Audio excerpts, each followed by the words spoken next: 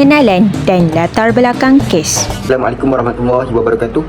Nama saya Muhammad Alif Akhir Biruzan, nombor metrik I23106886. Kumpulan kami mendapatkan tajuk si pencuri Aman Shah. Okey, baik.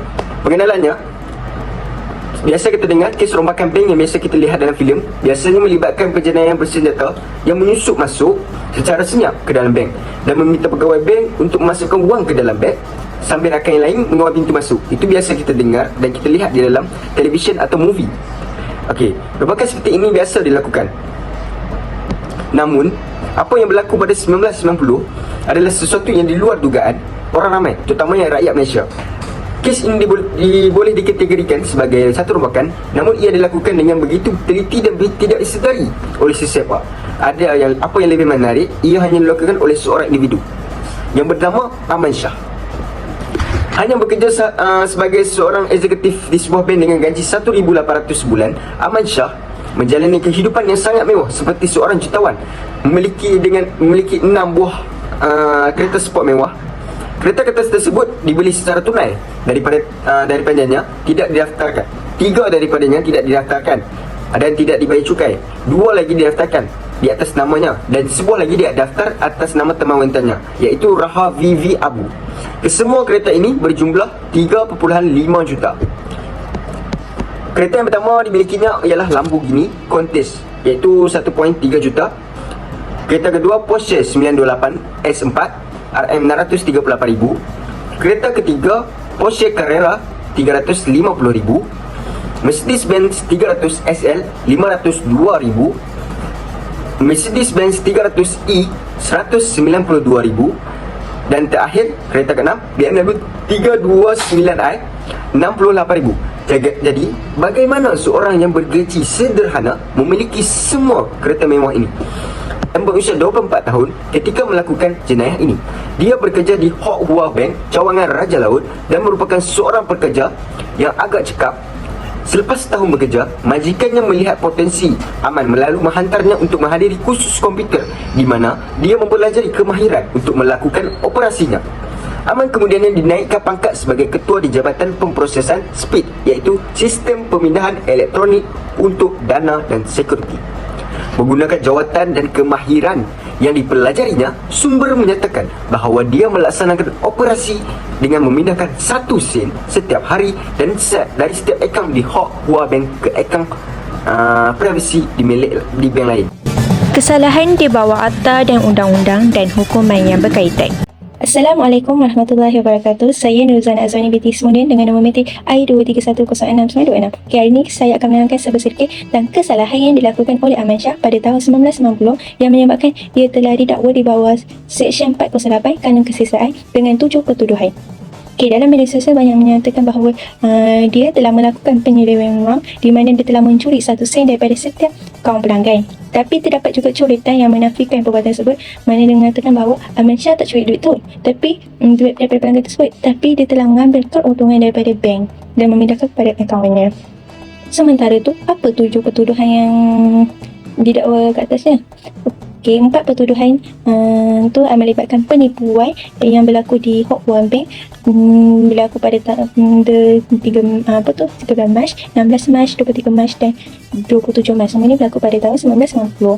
Lepas tu 3 pertuduhan lagi tu dikatakan dia telah melakukan penyalahgunaan kuasa, mana dia telah membuat surat palsu ketika dia menjadi ketua jabatan SPID. Perkara ini berlaku pada bulan Januari, 2 hari di bulan Januari dan 1 hari di bulan Februari. Akta yang dikenakan ni adalah tadi Seksyen 408 Kanun Kesesaan yang telah mengatakan bahawa sesiapa sahaja yang telah melakukan pecah amanah ketika menjalankan tugas atau amanah yang diberikan kepadanya dengan niat untuk menipu, lepas tu menggunakan atau mengeluarkan sebahagian daripada hartanya atau apa yang sama yang berkaitan atau niat yang salah dan membenarkan orang lain untuk menggunakan atau mengeluarkan sebahagian, tak akan boleh didenda penjara hingga mencapai 14 tahun. Aman Shah dia kena apa? Aman Shah telah dijatuhkan hukuman penjara selama 5 tahun, tapi dia duduk dalam penjara tu 3 tahun 3 bulan. Kalau korang tahu pengenaan penjara ni dia lain sikit. Dia contoh kalau cuti hujung minggu dengan cuti umum tu dia ada penolakan dia, tempoh dia duduk penjara tu akan berkurang. Itu saja penjelasan saya. Sekian, terima kasih. Implikasi. Assalamualaikum warahmatullahi taala wabarakatuh. Sekarang anda bersama saya dalam isu Aman Shah. Macam mana adalah satu masalah yang sering dihadapi oleh sebahagian besar di kalangan kita, sama ada cepat ataupun lambat, sama ada secara terbuka ataupun secara diam-diam.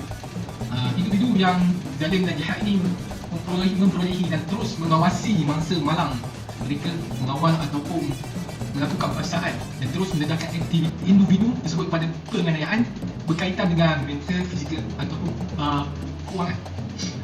Isu yang dapat kita kaitkan ialah dengan isu si Aman Shah. Dia ni isu yang sangat unik. Sebab apa? Dia menyandang jawatannya sebagai Ketua Jabatan Pemprosesan Sistem Pindahan Elektronik untuk Dana dan Security di World Bank. Dia telah mengemukakan syarat palsu kepada memperdayakan pengurusan bank negara. Kita tahu beliau hanya bergaji 1,800 sebulan. Nasibnya berubah apabila beliau mencuri hanya 1 sen bagi setiap individu yang melakukan transaksi, sehingga beliau dapat mengumpulkan 4.01 juta. Dan dia membelanjakan kebanyakan sebahagian yang besar membeli kereta-kereta mewah. Daripada isu ni lah, implikasi negatif yang kita ambil adalah beliau sendiri mengatakan terlalu banyak kelemahan dalam sesetengah sistem perbankan di negara ini membolehkan penggoda memintas sekaligus merisikokan wang pendeposit orang lainnya. Dalam masa yang sama, beliau menambah lagi, sistem yang digunakan oleh beberapa bank di Malaysia ini bersifat copy and paste daripada sistem yang terdahulu. Tindakan setengah bank menggunakan perisikan software serta program bersifat terbuka ataupun dipanggil open source mengakibatkan wujud kelompokan dan mendedahkan kepada ancaman pengguna. Itu sangat bahaya. Sebagai contoh yang kita dapat di era ini ialah scammer yang hanya menghantar link saja. Apabila mangsa menekannya dan terdedah keseluruhan maklumat mangsa, sama ada tempat tinggal, gaji dan sebagainya. Oleh itu, implikasi yang positif yang kita dapat pelajari oleh kesilapan perbankan di negara kita, sudah tentulah pihak berwajib akan bekerjasama untuk mengambil tindakan langkah berjaga-jaga mempertingkatkan sistem keselamatan perbankan, sama ada atas talian ataupun ataupun elektronik ataupun bersungka, supaya trend ini dapat dibanteras sehingga ke akar-akarnya. Pihak bank juga telah mewujudkan satu sistem semak dan imbas yang lebih ketat bagi urusan perbankan internet atau perbankan elektronik, bagi mengelak berlakunya kedai yang digunakan oleh pihak jenayah yang sangat berkuasa sekarang ini. Polis sangat perlu mengambil tanggungjawab untuk membanterasnya. Kesimpulan yang kita dapat adalah semakin era maju, semakin canggihlah, perlulah makin canggih sistem yang perlu dibuat. Langkah mengatasi. Nama saya Syahizam Megasir, nombor metrik saya I23106884. Antara langkah yang boleh diambil untuk mencegah perkara ini daripada berlaku pada masa yang akan datang ialah yang pertama, memeriksa latar belakang calon pekerja. Setiap syarikat yang ingin menerima pekerja haruslah melakukan tapisan dan memeriksa latar belakang agar syarikat tidak memilih pekerja yang bermasalah. Yang kedua ialah mengehadkan akses kepada dokumen-dokumen sensitif seperti invoice dan dokumen pelanggan. Hal ini kerana untuk mengelakkan daripada berlaku kecurian dokumen yang penting. Dan yang ketiga ialah melakukan audit secara rawak terhadap inventory perbelanjaan dan aliran wang keluar dan masuk. Hal ini bagi mengelakkan daripada pihak tidak bertanggungjawab yang ingin merosakkan, menghilangkan bukti transaksi tersebut. Pengajaran.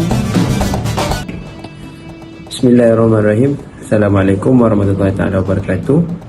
Nama saya ni Amal Fatih Al-Husaini bin Ahmad Fakur Razi, nombor metrik I23106851. Kes ini mengajar kita kepentingan penyeliaan yang ketat, keselamatan sistem dan penguatkuasaan undang-undang yang berkesan mencegah penipuan dan jenayah kewangan.